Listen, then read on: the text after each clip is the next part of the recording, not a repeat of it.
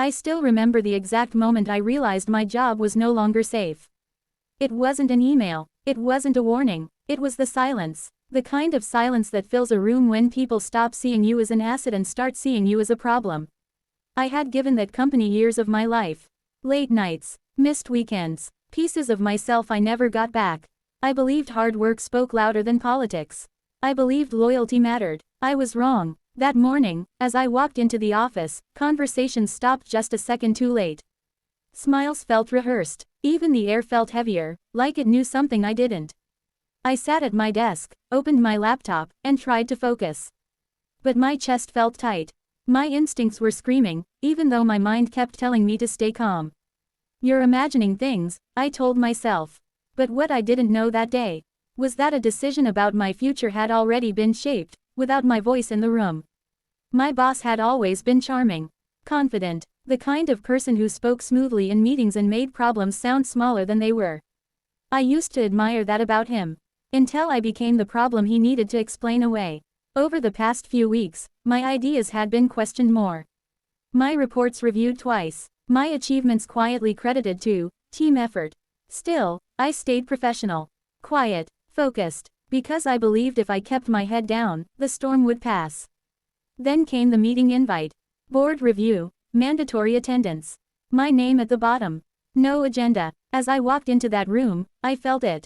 The shift, the careful distance, the way eyes avoided mine.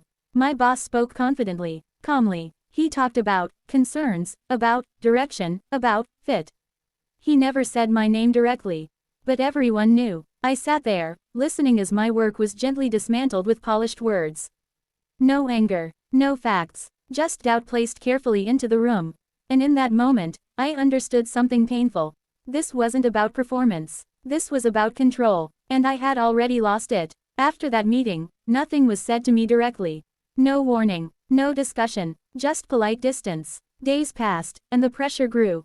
Tasks were taken away, emails stopped coming, my presence became optional. I went home every night exhausted, replaying every conversation in my head. What did I do wrong? When did things change? Until one evening, a colleague I trusted finally spoke. They're planning to let you go, she said quietly. The board thinks it's best. The board, that word echoed in my chest. Because I knew, this wasn't their idea. Someone had planted the story. Someone had shaped the narrative. And I knew exactly who.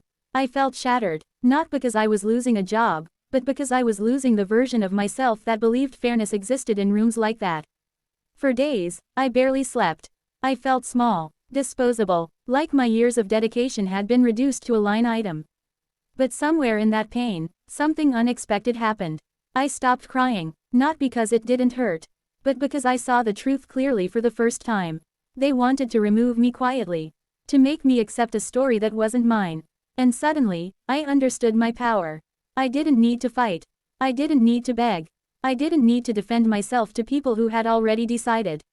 So I made a choice they didn't expect. Before they could schedule the final meeting. Before they could hand me their carefully worded explanation. I resigned, calmly, professionally, without accusation. When I handed in my resignation, my boss looked confused. Are you sure? He asked. We were going to discuss options. I smiled politely. I've already made my decision, I said. And in that moment, I took something back, my dignity. I walked out of that office for the last time with my head high, even though my heart was heavy. Because leaving on my terms changed everything. The days after I left were strange. Part of me felt lost. Another part felt free. I didn't expose anyone. I didn't tell my side publicly. I let silence do its work.